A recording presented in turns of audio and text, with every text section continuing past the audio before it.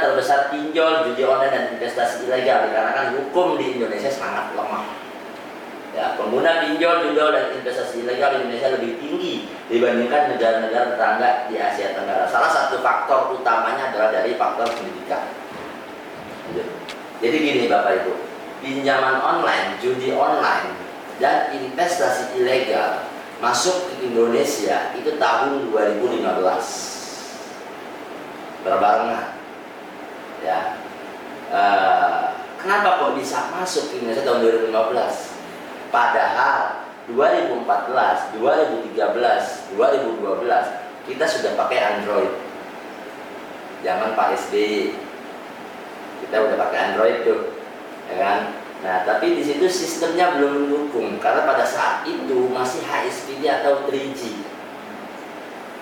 Jadi buat mereka masuk ke Indonesia itu belum bisa.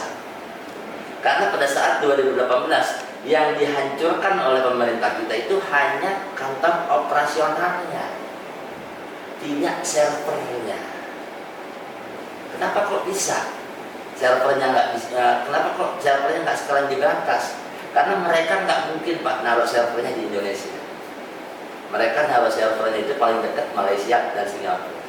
Sementara kesulitan pemerintah kita untuk menghancurkan itu, karena kan ada kebijakan juga dari masing-masing negara tersebut. Kalau kita nggak berizin kan nggak bakal bisa lanjut. Semua aplikasi, baik legal maupun ilegal. Legal ini hanya apa sih? Hanya kedok lah sebenarnya. Nah, ketika kita mau daftar, ada konfirmasi dari pihak pinjaman online di aplikasi yang berbunyi seperti itu. Akhirnya ketika kita butuh atau ketika kita mau mengajukan, kita perlu izinkan. Mereka nggak salah Pak, yang izinin kita, si pemilik data. Ya, akhirnya apa? Disadap data kita bersama dia. Terutama adalah kontak, galeri, log panggilan, aktivitas SMS. Tuh, akhirnya yang kita jaminkan ke pinjaman online adalah itu tadi. Untuk apa mereka ngambil itu? Ketika kita uang prestasi atau gagal bayar, ya itu yang diserang. Foto kita diambil dari galeri, diedit-edit, disebar ke semua kotak yang ada dalam handphone kita. Sehingga orang yang kena sebar data itu mau nggak mau dia jual yang dia punya. Mau nggak mau dia gali lubang. Kalau dia nggak ada yang dijual, dia nggak bisa gali lubang. Bunuh diri. Pemberi dan penerima pinjaman dipertemukan di dalam satu perangkat, yaitu handphone, menggunakan jaringan internet. Disitulah ada proses penyadapan data kita. Itu bahayanya.